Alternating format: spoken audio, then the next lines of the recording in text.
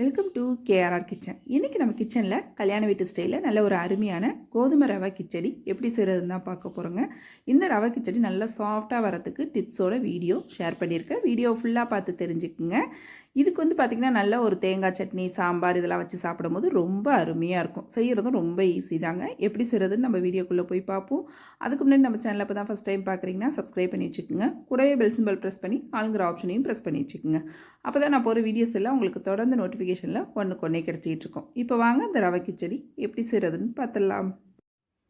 இப்போ அடுப்பில் ஒரு கடாய் வச்சுருக்கேன். ஒரு 2 டேபிள் ஸ்பூன் அளவுக்கு தேங்காய் எண்ணெய் சேர்த்துக்கிறேன். எண்ணெய் நல்லா காயட்டும். காஞ்சதுக்கப்புறம் தாளிப்புக்கு பார்த்திங்கன்னா ஒரு சின்ன பிரிஞ்சி இலை, ஒரு ஏலக்காய், 2 கிராம்பு, ஒரு சின்ன துண்டு பட்டை, ஒரு 1/4 டீஸ்பூன் அளவுக்கு சோம்பு எடுத்து வச்சுருக்கேன். இப்போ தாளிப்பை சேர்த்து நல்லா பொரிய விட்டுக்குவோம்.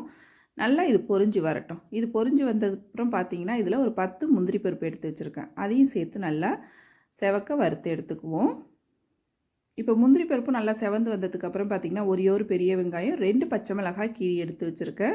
இந்த ரவை கிச்சடிக்கு காரத்துக்கு பார்த்திங்கன்னா பச்சை மிளகாவோட காரம் தான். அதனால் நீங்கள் அதுக்கு தகுந்த அளவு பச்சை மிளகாய் சேர்த்துக்குங்க. இப்போ வெங்காயம் நல்லா வதங்கி வரட்டும். இப்போ வெங்காயம் வதங்கி வந்ததுக்கப்புறம் இதில் 1 டீஸ்பூன் அளவுக்கு இஞ்சி பூண்டு பேஸ்ட்டு சேர்த்துக்கிறேன். சேர்த்து நல்லா ஒரு 2 செகண்டுக்கு வதக்கி விடுங்க.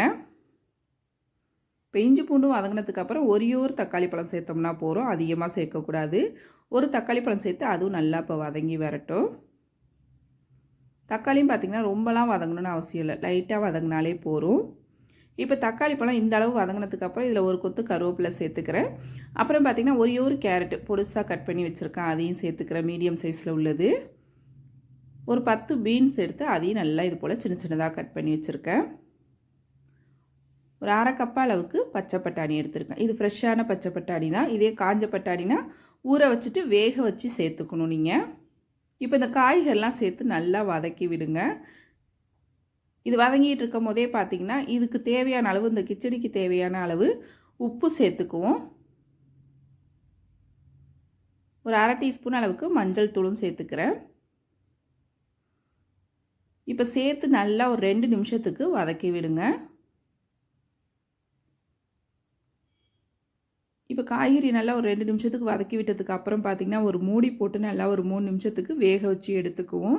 காய்கறி நல்லா வெந்து வரட்டும். ஒரு பாதி அளவு வெந்து வரணும். நம்ம தண்ணி சேர்த்ததுக்கு அப்புறம் பார்த்திங்கன்னா சீக்கிரமாகவே வெந்து வந்துடும், காய்கறி வேகாது. அதனால நம்ம இது போல் மூடி போட்டு ஒரு 2 நிமிஷத்துக்கு வேக வச்சுட்டு அதுக்கப்புறம் நம்ம ரவை சேர்த்து வேக வச்சோம்னா நமக்கு கரெக்டான பக்குவத்துக்கு இருக்கும். காய்கறி நல்லா வெந்திருக்கும், ரவையும் நல்லா வெந்திருக்கும். இப்போ பார்த்திங்கனாலே தெரியும் காய்கறி எல்லாம் நல்லா வதங்கி ஒரு பாதி அளவு, 3/4 அளவு வெந்து வந்திருக்கு. இப்போ இதில் பார்த்திங்கன்னா மெஷரிங் கப்பால் 1 கப் அளவுக்கு கோதுமை ரவை எடுத்து வச்சுருக்கேன், அதை இதில் சேர்த்துக்கிறேன். சேர்த்து நல்லா இதை ஒரு 2 நிமிஷத்துக்கு வதக்கி விடுங்க. வதக்கிட்டு செய்யும் போது தான் பார்த்திங்கன்னா நல்லா நமக்கு கொழப்பு தன்மை இல்லாமல் நல்லா உதிரியாக கிடைக்கும். நல்லா இது போல் வதக்கி விட்டதுக்கு அப்புறம் பார்த்திங்கன்னா இந்த கப்பால் தான் 1 கப் எடுத்தேன். இதால் 3 கப் அளவுக்கு தண்ணி எடுத்து நல்லா கொதிக்க வச்சுருக்கேன். தண்ணி பார்த்திங்கன்னா நல்லா சூடாக இருக்கணும். சூடான தண்ணி தான் நம்ம இதில் சேர்க்கணும்.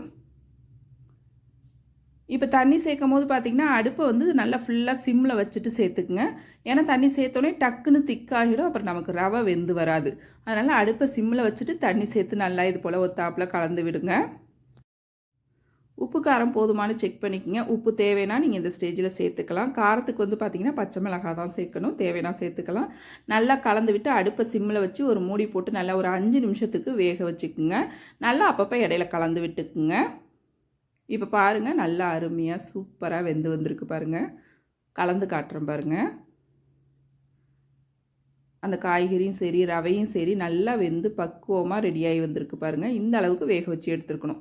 நான் சொன்ன தண்ணியோட அளவும் பார்த்திங்கன்னா கரெக்டாக இருக்கும். உங்களுக்கு ரவை உப்புமா 6 நாளுமே நல்லா அந்த சாஃப்ட்னஸோட சாப்பிட்றதுக்கு அருமையாக இருக்கும். இப்போ கடைசியாக பார்த்திங்கன்னா கொஞ்சமாக கொத்தமல்லி தழை தூவிட்டு ஒரு 2 டீஸ்பூன் அளவுக்கு நெய் சேர்த்து இறக்க வேண்டியதான். நெய் உங்கள் விருப்பம்தான், தேவைன்னா சேர்த்துக்குங்க, அப்படி இல்லைன்னா வேண்டியில் ஸ்கிப் பண்ணிக்கலாம். சேர்க்கும் போது பார்த்திங்கன்னா நல்ல ஒரு டேஸ்ட்டு கொடுக்கும். இப்போ நெய் சேர்த்து நல்லா ஒரு 2 செகண்டுக்கு கலந்து விடுங்க. கலந்து விட்டு அப்படியே நல்லா தம்மில் போட்ட மாதிரி அப்படியே அடுப்பை ஆஃப் பண்ணிவிட்டு அது நல்லா ஒரு தாப்பில் மட்டைப்படுத்திட்டு ஒரு 5 நிமிஷத்துக்கு அப்படியே விட்டுருங்க. அதுக்கப்புறம் எடுத்து சர்வ் பண்ணிங்க அப்படின்னாக்கா டேஸ்ட்டு ரொம்பவே அருமையாக இருக்கும். இப்போ ஒரு 2 நிமிஷத்துக்கு அப்படியே இருக்கட்டும்.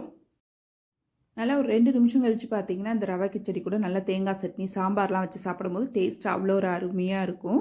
சட்னி சாம்பார் ரெசிபிலாம் நான் ஏற்கனவே வீடியோ போட்டிருக்கேன். அதோட லிங்க் எல்லாம் உங்களுக்கு நான் டிஸ்கிரிப்ஷனில் கொடுக்குறேன், தேவைப்படுறவங்க செக் பண்ணிக்கோங்க. இந்த ரவை கிச்சடி ரெசிபியும் ட்ரை பண்ணி பாருங்கள். நான் சொன்ன பக்குவத்தோட ரொம்ப அருமையாக வரும். ட்ரை பண்ணி பார்த்துட்டு எப்படி இருக்குன்னு எனக்கு கமெண்ட் பண்ணுங்கள். என்னோட இந்த ரெசிபி பிடிச்சிருந்ததுன்னா லைக் பண்ணுங்கள், ஷேர் பண்ணுங்கள். மறக்காமல் நம்ம கேஆர்ஆர் கிச்சனை சப்ஸ்கிரைப் பண்ணி வச்சுக்கோங்க. நாளைக்கு வேற ஒரு ரெசிபியோடு சந்திப்போம். தேங்க்ஸ் ஃபார் வாட்சிங்.